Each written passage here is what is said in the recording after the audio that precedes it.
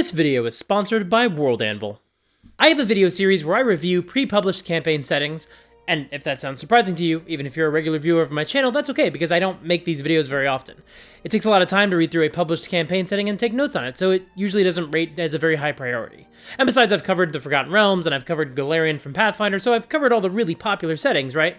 That's a joke, don't worry Eberron fans, I'm getting to it. I finally watched Arcane just in time for the new season, so I'm definitely going to do a Ravnica video and an Eberron video, probably early next year at the earliest, and I'll do some other ones after that. Well, when I say some other ones, I'm really talking about the currently published campaign settings, because that's one of the rules of my series. I only review the content that's currently available for any given system.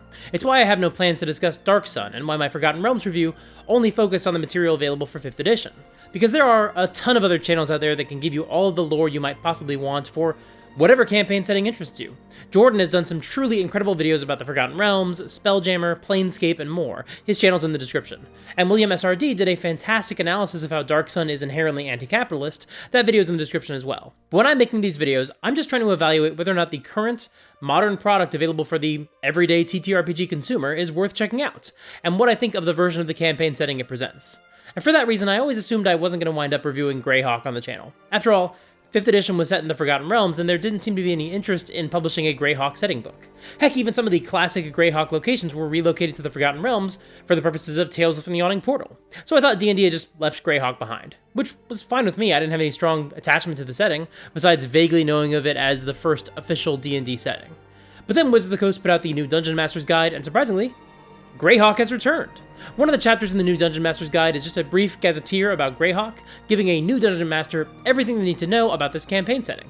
Now, is this literally everything a new DM could possibly know about Greyhawk? Certainly not. Did they make good choices about what was included and what was left out? I can't speak to that, but I'm sure there are other videos on this platform that can tell you how this chapter compares to previous Greyhawk supplements. But I do have a lot of strong opinions about what makes a good default campaign setting. And so that's the rubric I use when I read this Greyhawk section. I wanted to know if the version of Greyhawk provided in this book could give a new Dungeon Master enough information to run an adventure, or even a full campaign, and not feel overwhelmed or underprepared. And after having read the Greyhawk section of the book, I regret to inform you, I think I might have a new favorite campaign setting. Before we begin, I want to bring something up. It's not going to be relevant for the rest of the video, but it's relevant to recent events, I guess, so I want to address it here. This book is very clear that Greyhawk was Gary Gygax's creation. And I think that makes it very funny and also extremely frustrating that the latest TTRPG Twitter drama is about how Gary Gygax is supposedly being erased and slandered by Wizards of the Coast. That's funny because they literally included more of his work in this latest book than they have in any other book that they've published in more than a decade. Almost like maybe the Twitter user who got this drama started was a liar who's just trying to start another front on the culture war. But also, I did make the mistake of reading the Twitter thread, and Grums is just so obviously wrong about so many things. Like, obviously, if you know anything about this guy, you already know that he's a disingenuous liar, but he might also just be really stupid. So, if you want me to talk about this whole stupid discourse in more detail, let me know in the comments below, because I'm not going to dig into all that unless I know there's actually some interest. It would not be good for me, but if you want to see it, there's a lot we could say about this very dumb guy. We should just ignore it, but if you want me to talk more about it, let me know in the comments below. Now let's get on with the show. So first, let's answer the obvious question. What is the deal with Greyhawk? If you're new to D&D, you probably don't know why Greyhawk is a big deal. But Greyhawk was essentially the first official campaign setting for D&D, and was the default setting in 3rd edition, and I believe in AD&D in 2nd edition as well, but 3rd edition for sure. Greyhawk was originally the setting for Gary Gygax's home games, but it wasn't this big, elaborate world. It was actually it started as a single mega dungeon, Castle Greyhawk, and then the nearby city of Greyhawk, where player characters could go to rest and resupply. And then over time, the surrounding lands were fleshed out and gradually became a more well-developed setting.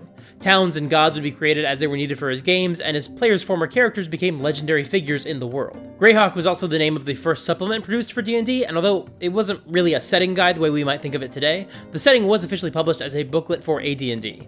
Greyhawk was also the setting for a ton of classic adventures like the Village of Hamlet, the Temple of Elemental Evil, Expedition to the Barrier Peaks, all of the Saltmarsh adventures, and of course, probably most infamously, the Tomb of Horrors, and probably more that I'm not thinking of.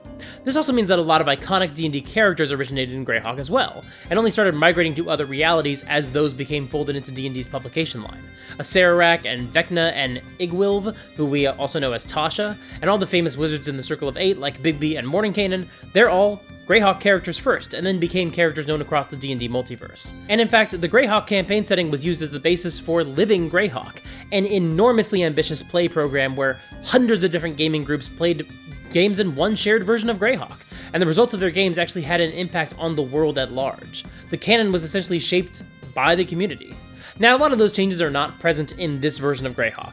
This write-up is primarily based off of the first Greyhawk publication back in AD&D. Not the booklet that was named Greyhawk but had nothing to do with the setting. What I mean is the first setting publication back in AD&D. And I would guess that there are 3 reasons why this is based off of the first publication of Greyhawk and not the final status quo of Living Greyhawk. First of all, that choice saved the designers a ton of work. It would have been kind of tough to go through the records of Living Greyhawk, figure out where it left off 14 years ago, and compile those latest results from each of those gaming groups to determine what the new status quo would have been when the community last played Greyhawk as a whole. Second, they went back to the original form of Greyhawk because it's the most recognizable status quo for that setting. It's nostalgia. It's the same reason that almost every Spider-Man movie series and TV show opens with Peter in high school.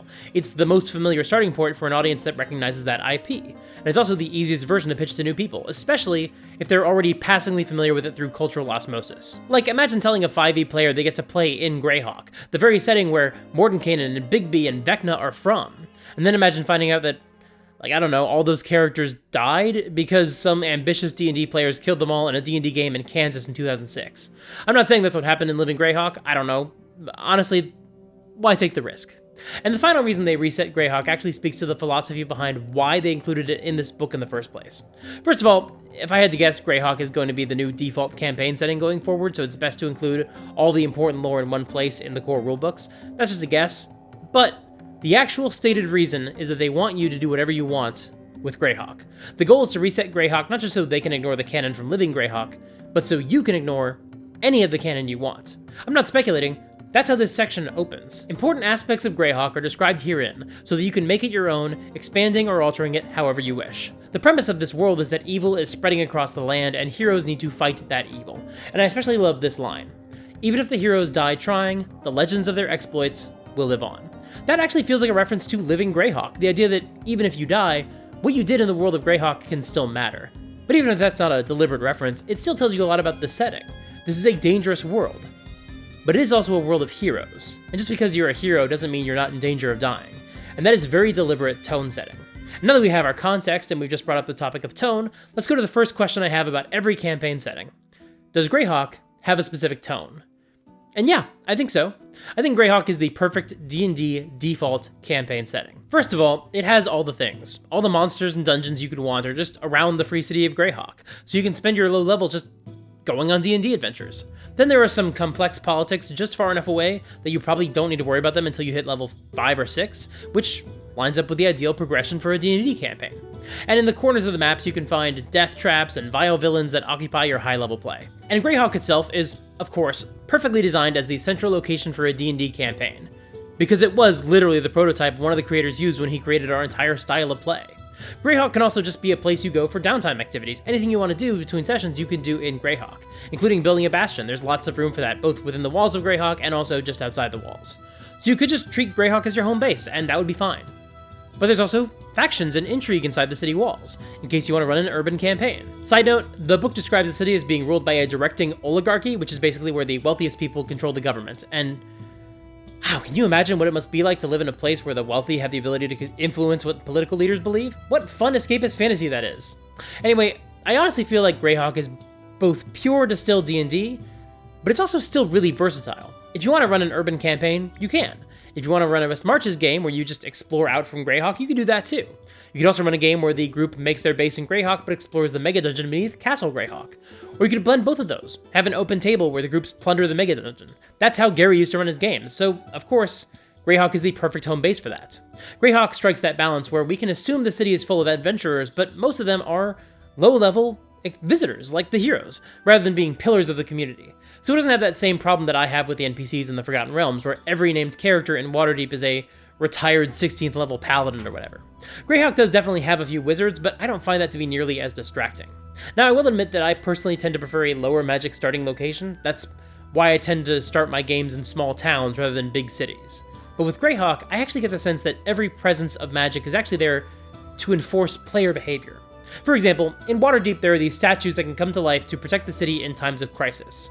In Greyhawk, there are a couple of statues that can come to life to make sure adventurers don't break the rules and steal a bunch of spell scrolls from the Great Library. And again, I hate to just sit here comparing the Forgotten Realms to Greyhawk, that's not fair to either setting. But I do think it's still useful in demonstrating what I think makes for a great default D&D setting.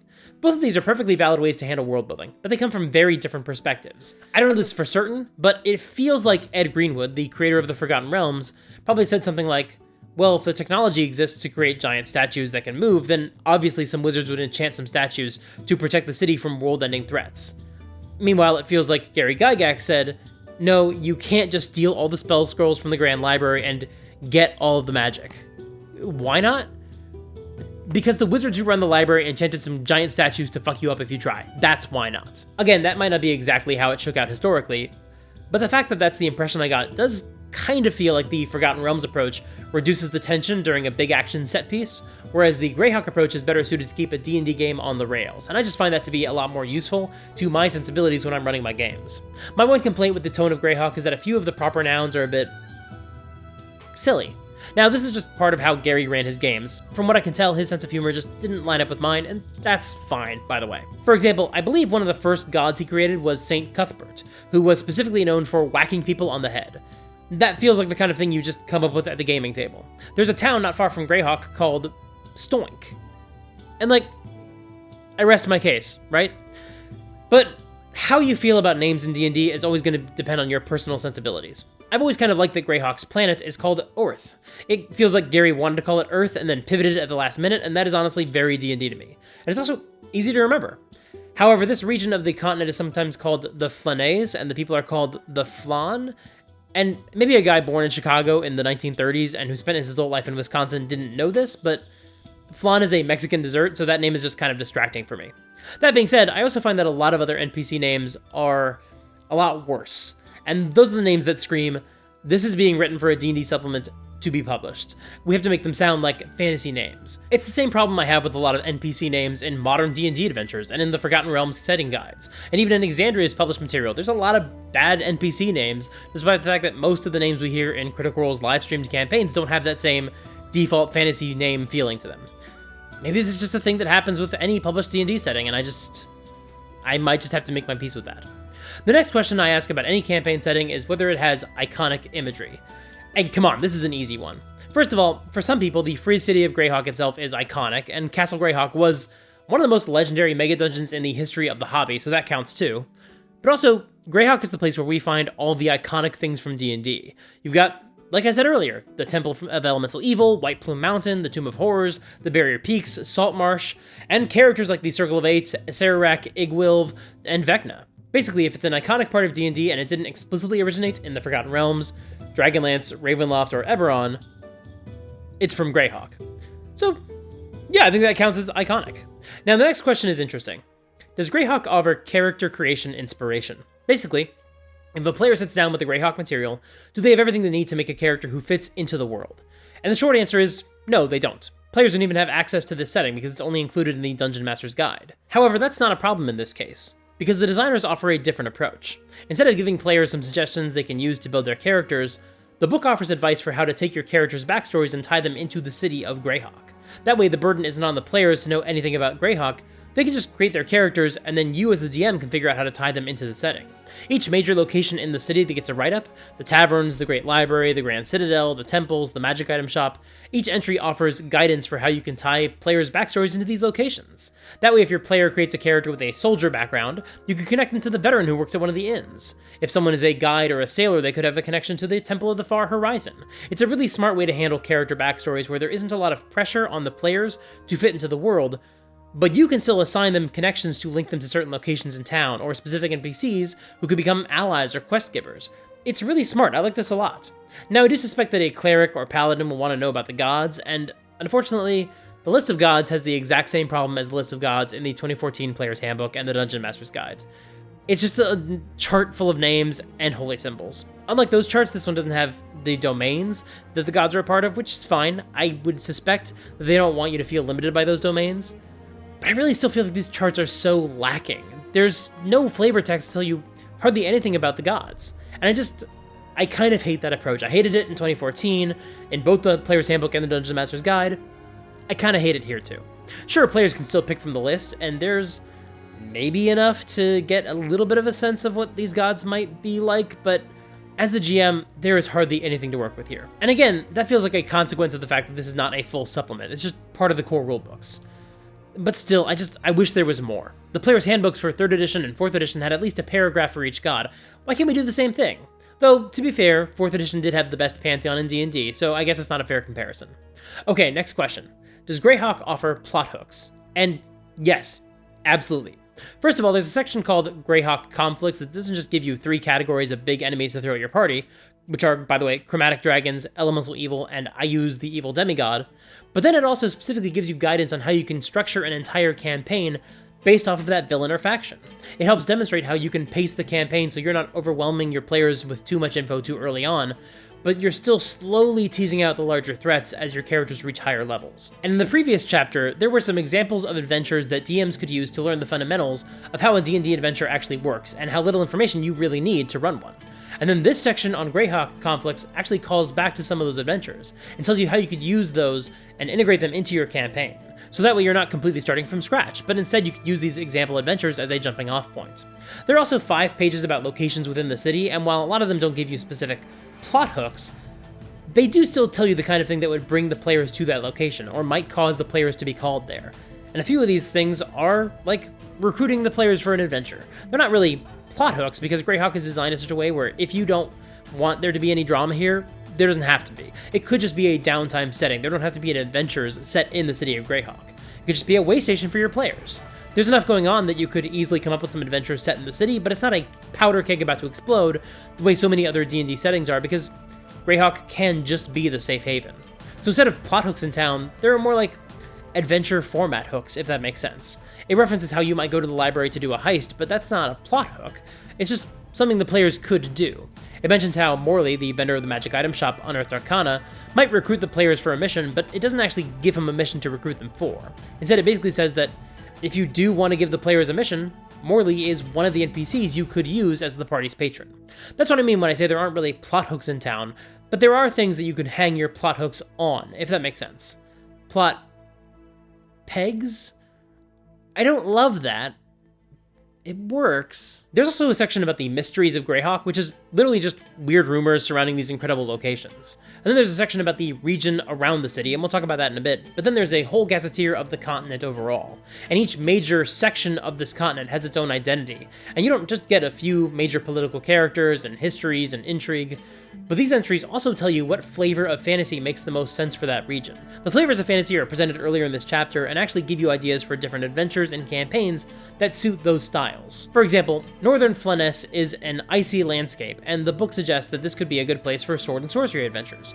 We can go back to that section earlier in the chapter and see that some good sword and sorcery adventures could involve evil adventurers, an evil weapon, or a forgotten dynasty. Central Flanness is a good place for some heroic fantasy adventures, and we can check that other section and get some suggestions. Evil cults, fungal plagues, which is very specific, and an old enemy resurfacing who needs to be brought to justice.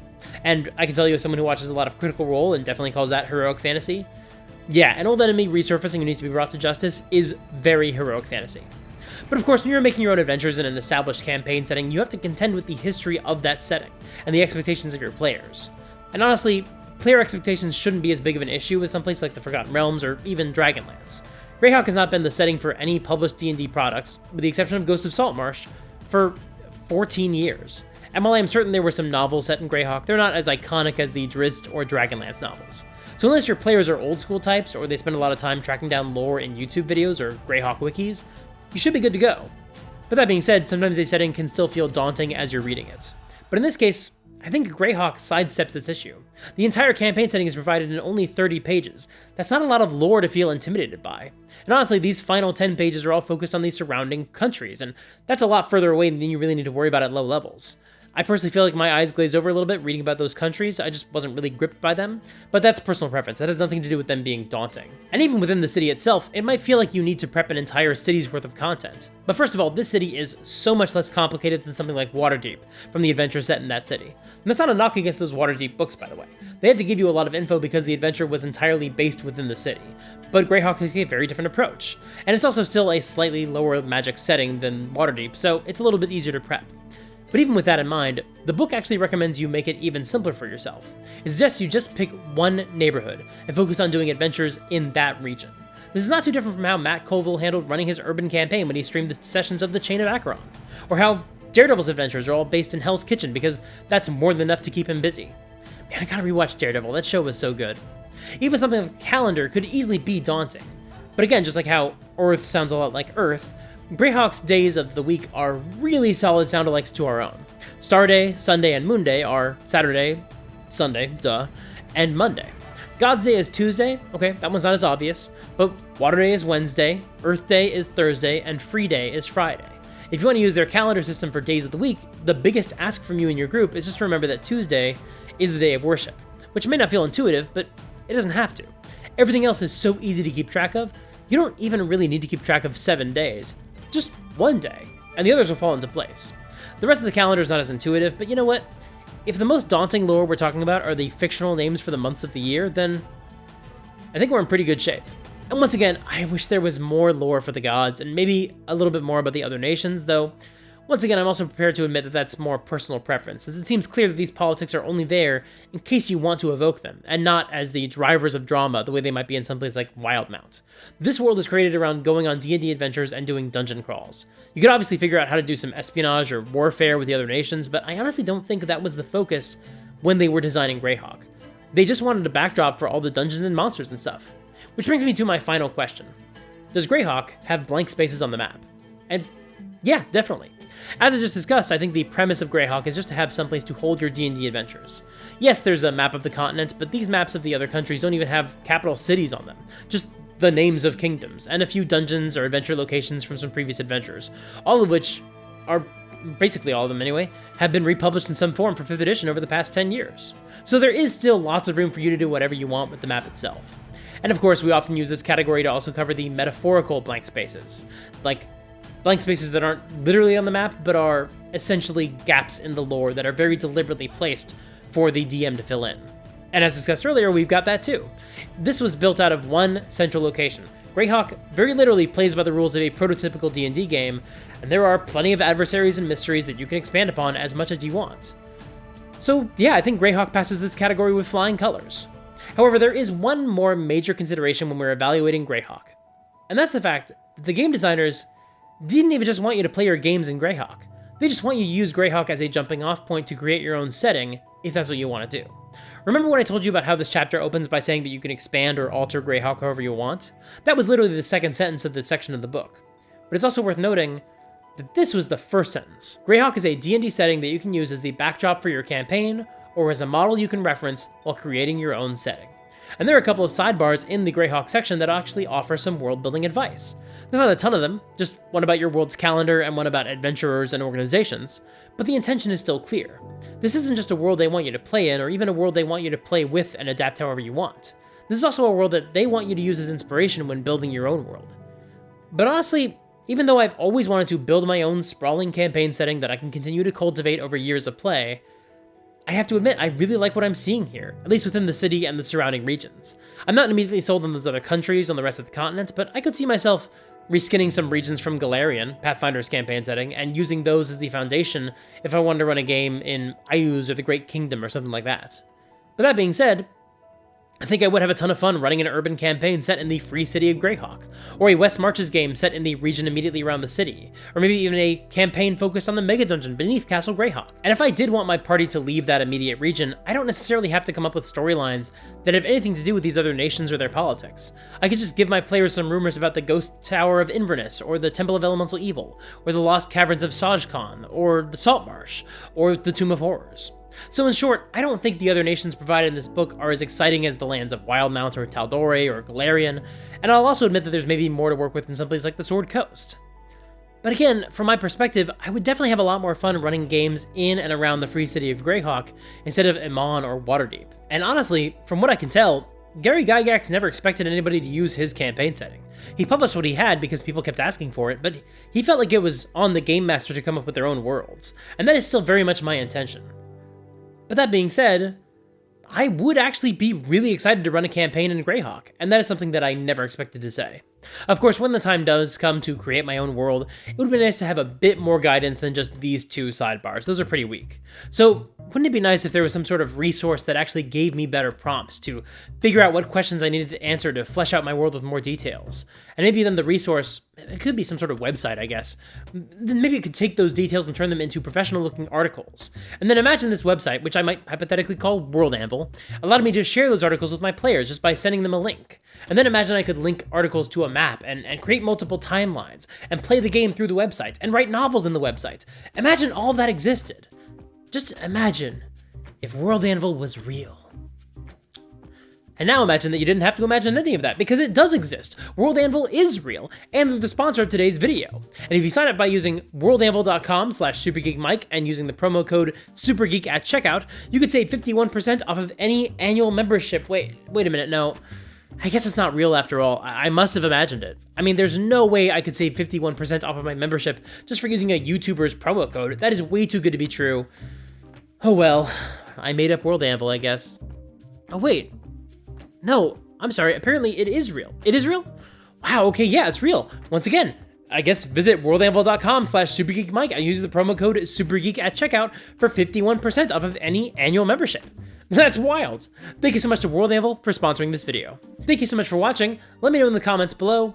Did you know anything about Greyhawk before the new Dungeon Master's Guide came out? Are you interested in running games in Greyhawk?